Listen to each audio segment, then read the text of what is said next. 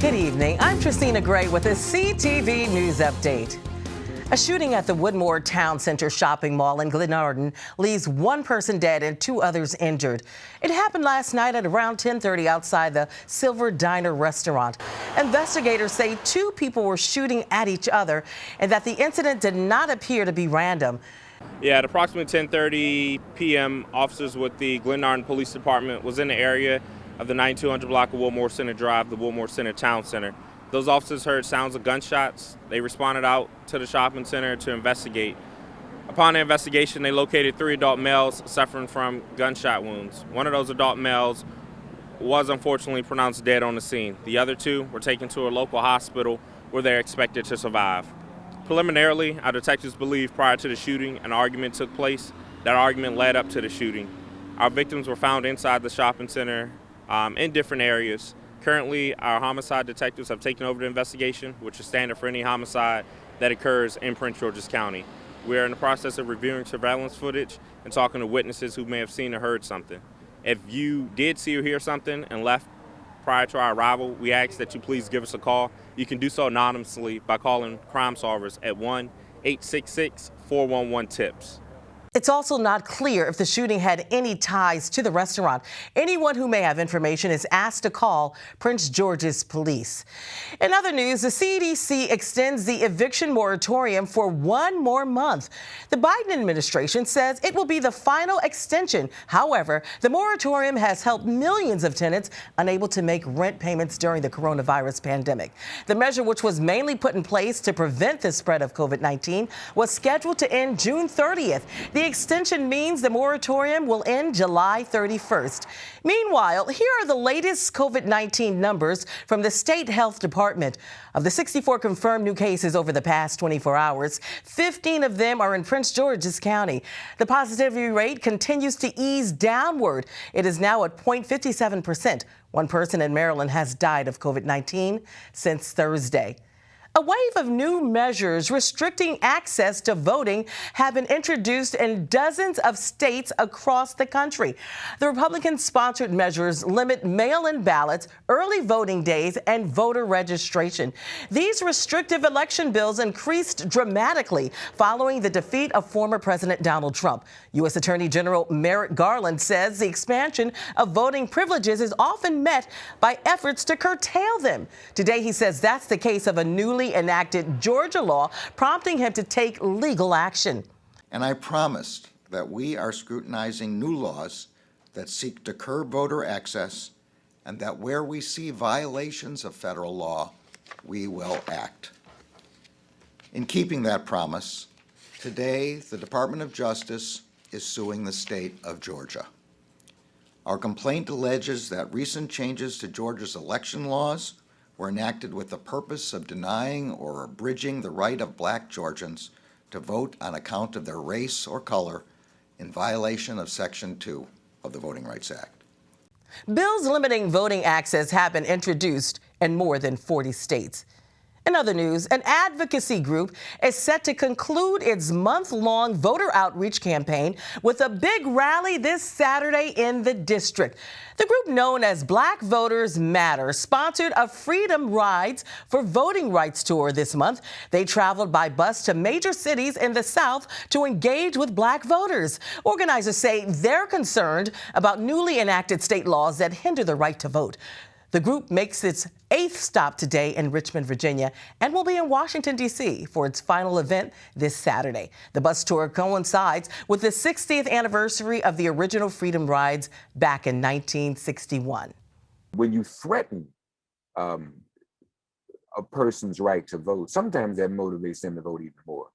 And I think the Republicans are making a big mistake if they think that this is going to somehow increase apathy when it comes to the African-American electorate and everyone else, because those who are in solidarity with us, those who are our allies in this struggle, are also going to get out and vote more.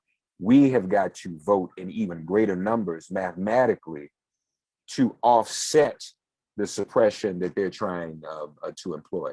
Again, the group will be in the district tomorrow, Saturday, June 26. The event will take place at the National Mall between 3rd and 4th Streets. For more information, visit blackvotersmatterfund.org. You're watching CTV News. I'm Tristina Gray. Coming up, the Feed the Fridge program comes to Prince George's. Back in a moment. The coronavirus has affected the African American community in many ways, including a drastic drop in blood donations needed for patients with sickle cell disease. If you're healthy, please make an appointment to donate at redcrossblood.org. Search and rescue efforts continue in Surfside, Florida, after a partial 12-story condominium collapse. Almost 160 people remain unaccounted for, and at least 4 people were reported dead this morning. Part of the Champlain Towers South condo fell to the ground into a pile of rubble Thursday morning around 2 a.m. Initially, 1 person was pronounced dead yesterday. 35 people were pulled from the wreckage, and 10 people were injured. The building had about 130 units.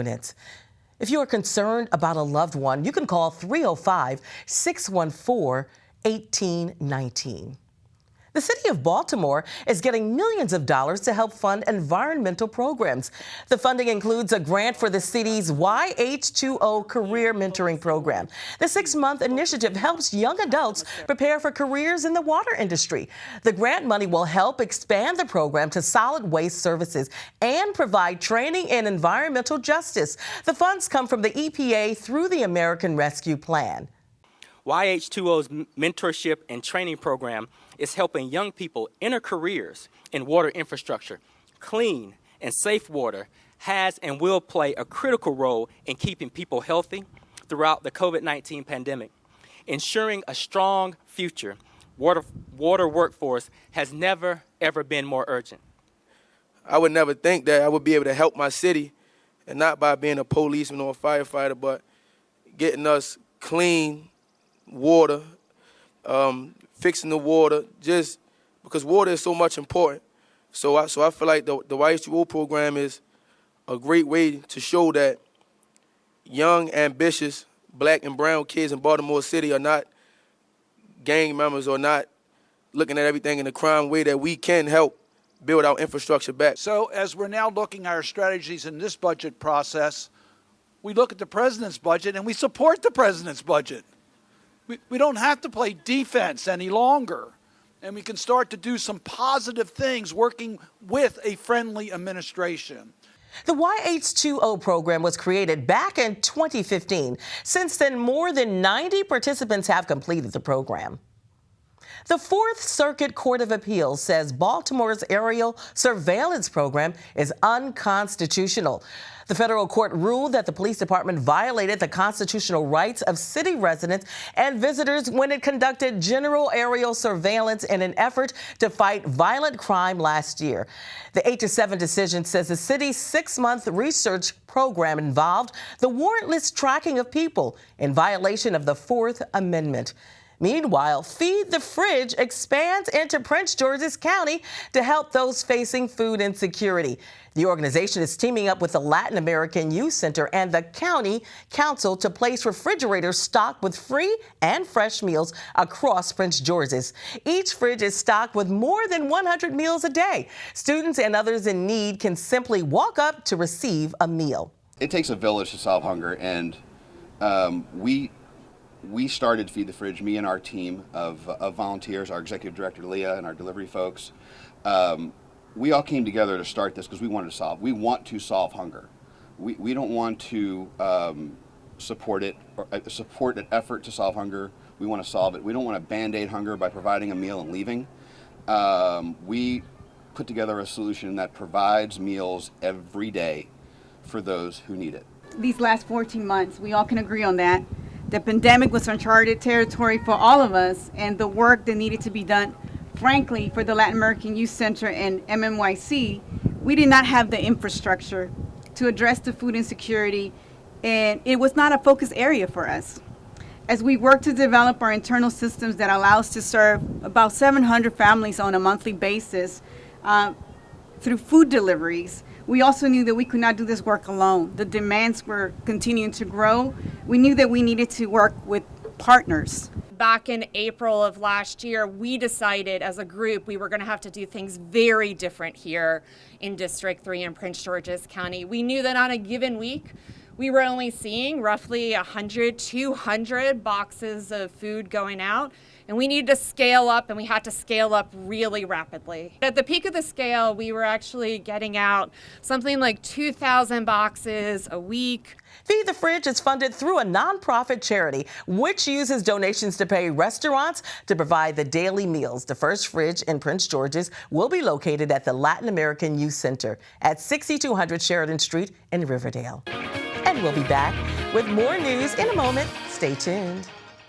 Can I tell you a cat joke? Just kidding. A historic day in Cheverly as the town swears in its first Black mayor.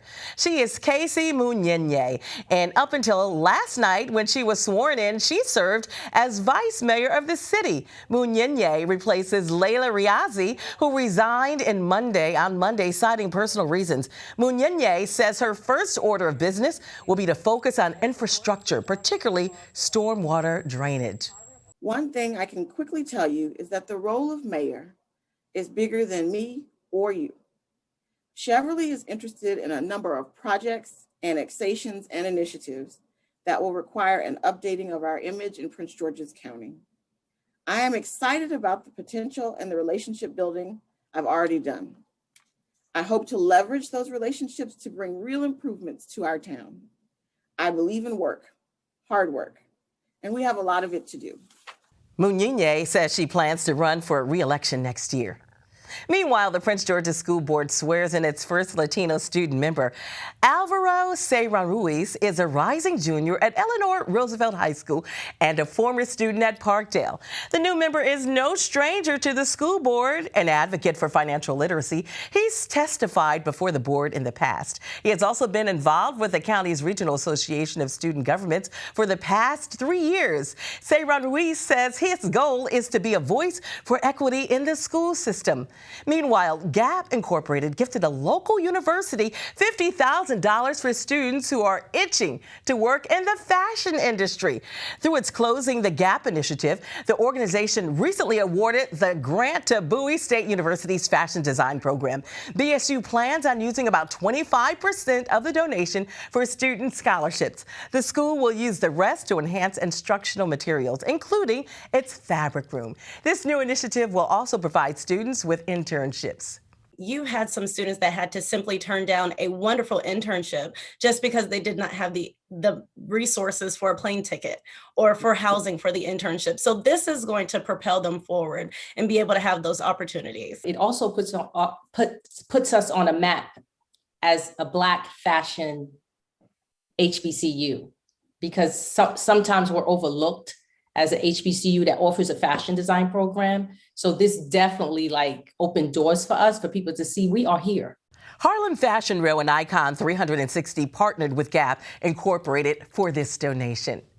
And there could be soon a new teen center in Hyattsville for youngsters to study, attend classes, or even hang out. The city of Hyattsville received money from the state to proceed with building this new site earlier this month. The facility will be located at the intersection of Nicholson Street and 40th Avenue. That's between Northwestern High School and David Driscoll Park. The city says there will be plenty of activities for teens to enjoy. We have areas for studying. We'll have areas for kind of gathering and hanging out. There's going to be areas for, the mentoring programs that the city offers. We're even hoping to have a small kind of kitchen area where, snacks can be prepared, but also potentially, there could be some classes, basic cooking classes. The City Council will vote on funding the design for this new teen center in July. That work is expected to start later this year. And now your weather forecast. Tonight, partly cloudy with lows around 70 degrees. Saturday, partly sunny skies. Highs near 87. Sunday, mostly sunny. Highs around 90. Monday, sunny and warmer. Highs around 94 degrees. And that wraps up our CTV News Update. I'm Jacina Gray. Have a great weekend.